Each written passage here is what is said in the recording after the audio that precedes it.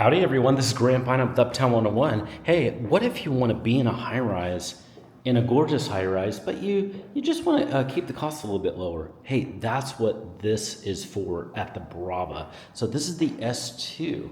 So you've got a gorgeous studio apartment with floor-to-ceiling windows, spectacular views, and an adorable kitchen, galley kitchen. And this has gas and everything. And the prices right now are unbelievably nice. You could be in a super luxury building, but just spending a very, very modest amount and have this adorable studio. Look at these views you'd have. This is amazing. What do you think you could get in here? Basically, I don't even want to tell you the price because it changes, but let me tell you, it's very reasonable, and you could be living high-rise living on a very modest budget. If you're interested in that, send me a text.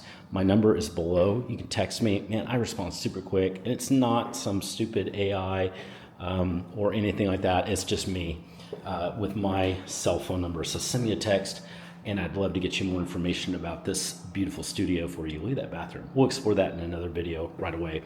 So send me a text and like this video too. You can also reach out anytime at uptown101.com, uptown101.com.